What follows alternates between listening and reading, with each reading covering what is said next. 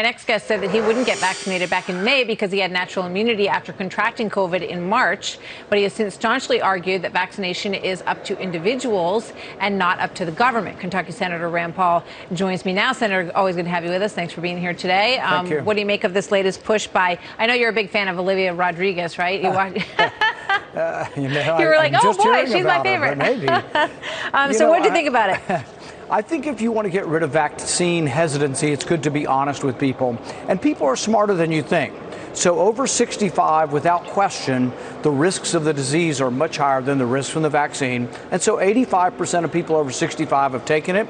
As a doctor, if I were giving you persuasion, not commanding you, but giving you persuasive advice, I'd say take it if you're over 65. I would also highly recommend it if you're over 40 and overweight, maybe even over 30 if you're significantly overweight, because weight is a big risk factor for this. But the thing is under 25, it's a little bit different standard, and I think we should study whether the vaccine has any side effects in people who have already had the disease. So if you're 12 years old and the chances of you getting sick and hospitalized or dying from COVID is about 1 in a million, shouldn't we at least ask some questions about what the myocarditis side effect risk is and whether or not it's higher if you've had previous infection?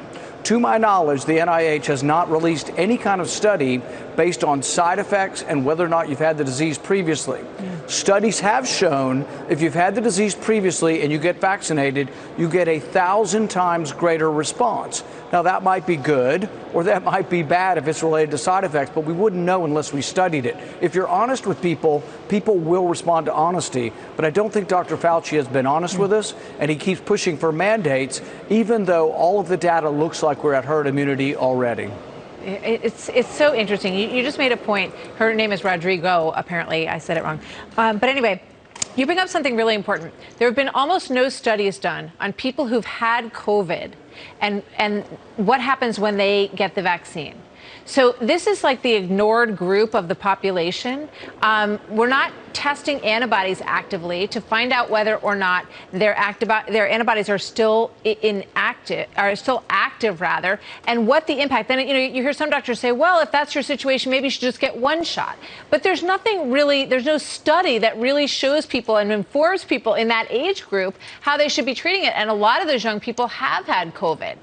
And interestingly, there's an easy way to study this.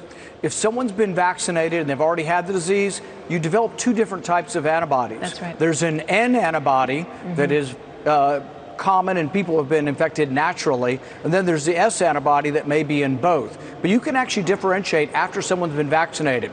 So let's say we have a host of people who have had significant side effects, and we have to admit that this sometimes does happen. We study them and say, oh my goodness, 80% of them have already been previously infected. Now, I don't know if that's true or not, but it would be easy enough to study and either affirm or dispel. But Dr. Fauci cares only about submission. He's a collectivist. He's an elitist.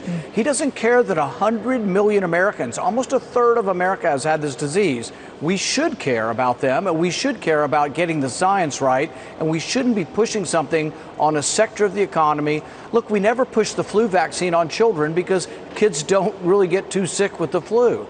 And so with COVID, it's actually less dangerous to children than the flu. Why are they all of a sudden changing what we used to say? We used to say the flu shot was mostly for those who were susceptible or who were older. We didn't force children to take it for school. Now COVID, which is less dangerous than the flu for children, not for adults, but for children, we're forcing them to take it. So it's really a new path we're taking, and it goes against a lot of the science we previously had stated was true. And we clearly need a lot more studies. I know they're talking about another vaccine and all of that, but we also need to have these studies done. I got to go, but I also want to mention that you are pushing a new rule that would make it not mandatory to wear masks on planes. So we'll talk to you about that next time. Senator, thank you. Good to see you. Thank you.